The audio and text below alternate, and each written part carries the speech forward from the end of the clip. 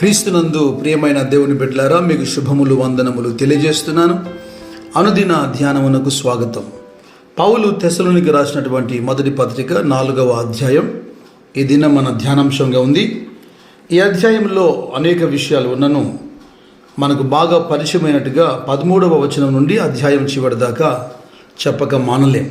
కారణం, అనేకుల యొక్క దుఃఖము లేదా వారి యొక్క బాధ నివారణ చేయబడినట్లుగా ఈ విషయాల ద్వారా విశ్వాసులు ఆదరణ పొందినట్లుగా క్రీస్తు రాకడ లేదా మనుషుల యొక్క మృతికి సంబంధించిన ఓ శుభప్రదమైన నిరీక్షణ, ఎంతో మర్మయుక్తమైన విషయాలన్నీ విశదపరుస్తూ సంఘానికి రాస్తున్నాడు. 13వ వచనాన్ని నేను చదువుతున్నాను. సహోదరులారా, నిరీక్షణ లేని ఇతరుల వలె మీరు దుఃఖపడుకుండు నిమిత్తము నిద్రించుచున్న వారి గురించి మీకు తెలియకునుట మాకు ఇష్టం లేదు. ఒక అద్భుతకరమైన మాట పౌలు ఇక్కడ వాడుతున్నాడు. Those who have fallen asleep అన్నాడు. ఎంత మృదువుగా, సున్నితంగా ఒక మంచి భాష వాడుతున్నాడు. నిజంగా మృతి లేదా చావు అనే పదాలకు నిద్ర అనేది పర్యాయ పదం ఎంత మాత్రం కాదు. కంప్లీట్గా ఒక డిఫరెంట్ ఎక్స్పీరియన్స్, ఇదొక అనుభవం.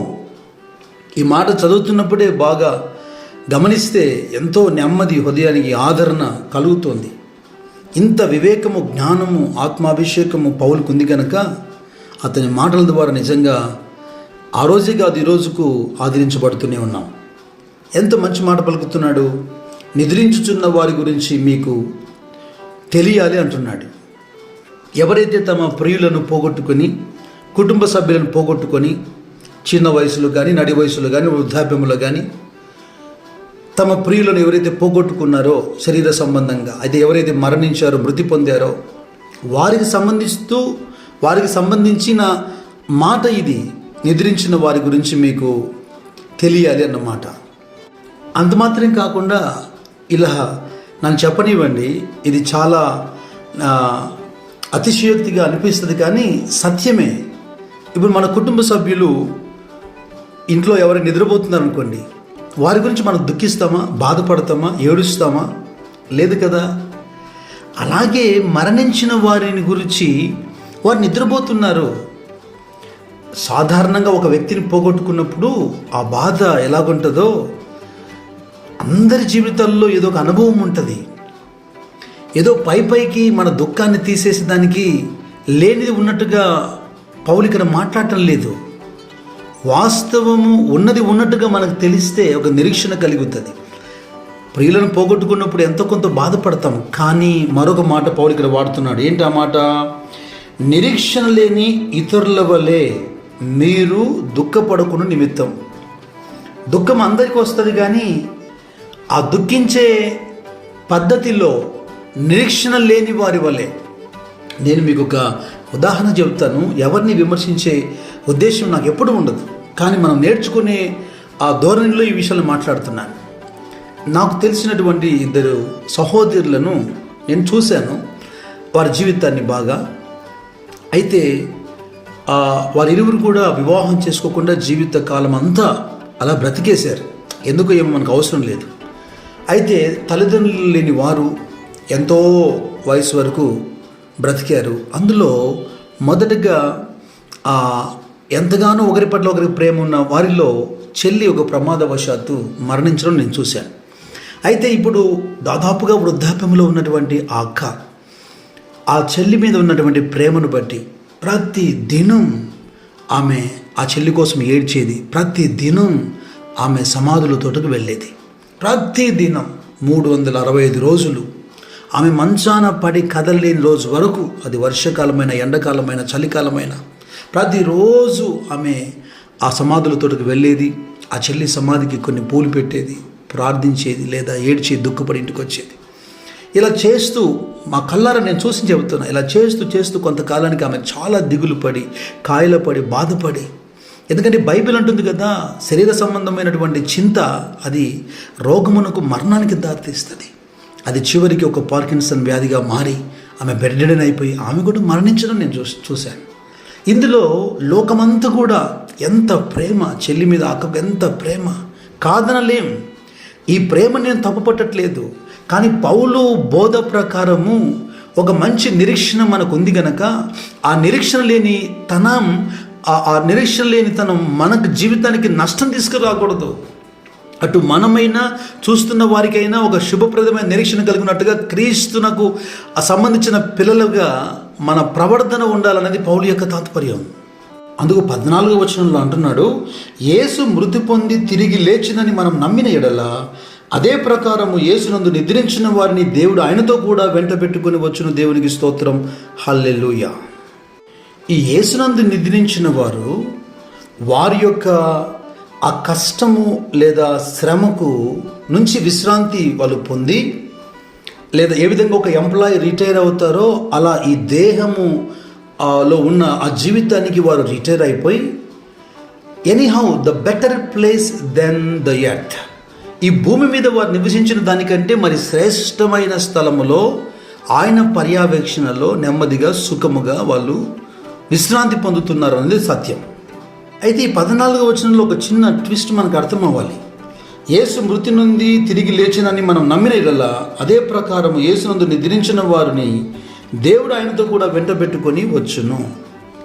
ఇక్కడ చాలామంది క్రైస్తవులు ఈ విషయానికి, ఈ వచనానికి యేసుక్రీస్తు ప్రభు సమాధిని గెలిచి తిరిగి లేచాడని నమ్ముతున్నారు. అయితే ఇలాగా యేసుక్రీస్తు తిరిగి లేచాడని నమ్మిన ప్రతి ఒక్కరు కూడా ఇదే ఎక్స్పీరియన్స్ని కలిగి ఉంటారా అంటే చెప్పలేం. ఎందుకంటే యేసు సజీవుడయ్యాడు, సమాధిని గెలిచాడని నమ్మిన వాడు క్రీస్తును రక్షకునిగా అంగీకరించని వాడు. కొంతమంది ఉంటారు, యేసుక్రీస్తు ప్రభు తిరిగి లేచాడు మేము నమ్ముతామంటారు, కానీ నిజమైనటువంటి మారు మనసు పాప క్షమాపణ వారి జీవితంలో ఉండకపోతే వారికి ఈ అనుభవం కలగదు. మనకి ఇంకా బాగా అర్థం కావాలంటే 17వ వచనం చదవాలి. ఆ మీదట సజీవులమై నిలిచిండు మనము ఆయనతో కూడా ఏకముగా ప్రభువును ఎదుర్కొనుటకు ఆకాశ మండలమునకు మేఘముల మీద కొనిపోబడదుము. కాగా మనము సదాకాలము ప్రభువుతో కూడా ఉందము. కాబట్టి మీరు ఈ మాటల చేత ఒకరిని ఒకడు ఆదరించుడి.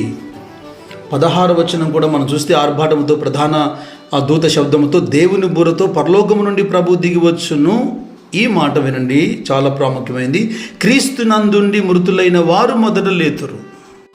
ఇది వరకు మన ప్రియులు, మన పితరులు ఎవరైతే మరణించారో యేసుక్రీస్తు నందుండి వాళ్ళు మరణిస్తే వారు ప్రభుతో పాటు తీసుకురాబడతారు.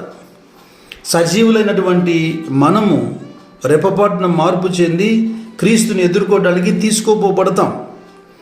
అయితే క్రీస్తు నందుండి మృతులైన వారు అన్నది, మరణించడము, మృతి చెందడం అనేది సాధారణమైన విషయం. ఇది ఈ లోకంలో అందరికీ ప్రాప్తించేదే. కానీ నిద్రించడం అనే ఈ సున్నితమైన మాట క్రీస్తులో మృతి చెందడానికి సంబంధించిన మాట. క్రీస్తులో మృతి చెందిన వాడు మాత్రమే నిద్రపోతున్న వానితో సమానం. ఎందుకంటే ఒక రోజున నిద్రపోతున్న వాడు ఎలాగా ఎంత సమయమైనా వాడు తిరిగి లేస్తాడో, క్రీస్తునందున్న మృతులు మొదట లేతురు. పునరుత్థానంలో పరిశుద్ధులు లేస్తారు, పాపులు లేస్తారు, పాపులు తీర్పుకు లోనవుతారు. అది 2వ మరణంలో అగ్నిగుణంలో పాలు పొందుతారు, అదొక వేరే విషయం. కానీ ఇక్కడ మనకి ఈ విషయం బాగా అర్థం అవ్వాలి. క్రీస్తు నందుండి మృతి చెందిన వారు లేస్తారు. సరే, చనిపోయిన వారిలో యేసుక్రీస్తు నందున్న వారు లేస్తారు, లేదా ఆయన వారిని వెంట పెట్టుకొని వస్తారని మనం చూస్తున్నాం కదా. ఇది నిరీక్షణతో కూడిన మాట. అయితే సజీవులుగా ఉండు మనము రెప్పపాట్లో మారుతాము అన్నాడు కదా. ఎవరు సజీవులు? ఇది ప్రాముఖ్యమైనది. యేసుక్రీస్తు 2వ రాకడలో ఈ ప్రపంచంలో అందరూ సజీవులుగా కొన్ని 100 కోట్ల మంది ఉంటారు. మరి అందరూ రూపాంతరం చెందుతారంటే కాదు. ఇక్కడ సజీవులైన వారనే మాట కూడా ఒక అర్థం ఉంది. ప్రకటన గ్రంథం 3వ అధ్యాయం 1వ వచనంలో నువ్వు జీవించుచున్నావన్న మాట మాత్రమే ఉంది, కానీ నీవు మృతుడవు అన్నాడు. బ్రతికున్నవాంతో మృతుడవని ఎందుకు సార్థి సంఘంతో మాట్లాడుతున్నాడు? జీవించుచున్నావన్న మాట మాత్రం ఉంది, కానీ నువ్వు మృతుడవు అంటే క్రీస్తు యేసుకు సంబంధించినటువంటి జీవము ఆ సంఘంలో కనబడట్లేదు.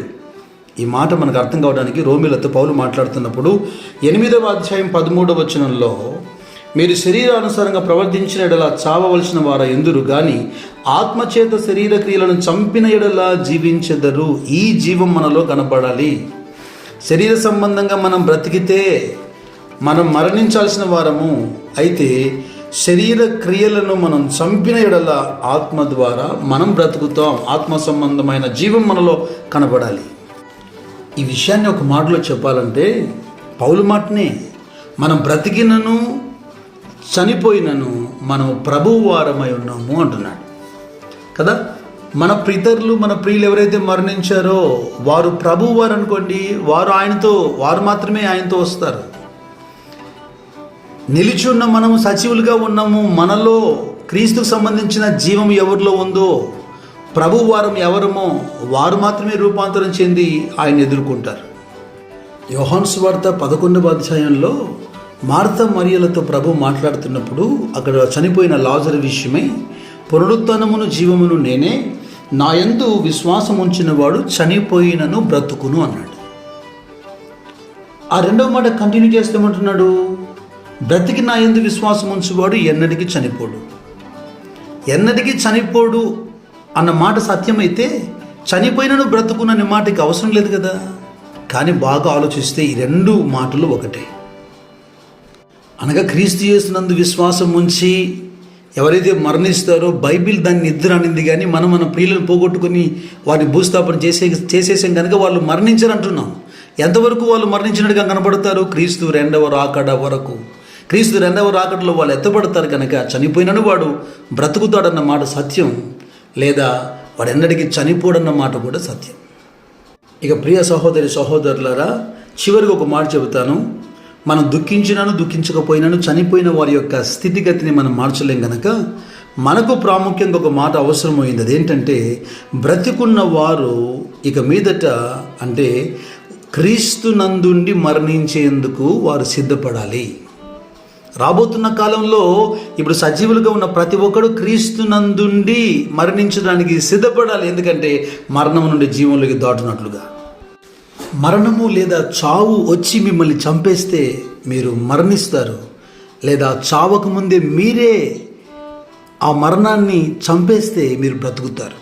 రోమిలతో పౌలు అన్నట్టుగా శరీరమును, లోకమును, పాపమును చంపేసేసి క్రీస్తు యేసులోనికి మృతి పొందితే ఆ బాప్తిస్మం ద్వారా ఈ చావు నువ్వు జయించినట్టే. ఆ చావు నిన్ను చంపేయదు. కానీ క్రీస్తు యేసులో మృతి పొందకపోతే, నువ్వు అలాగా ఏ నిరీక్షణ లేకుండా చచ్చిపోతే ఇది రెండవ మరణం. ఇక నీకు మళ్ళీ జీవం లేదు. నేను ముగిస్తున్నాను. క్రీస్తు యేసులో మృతులు తీసుకురాబడతారు.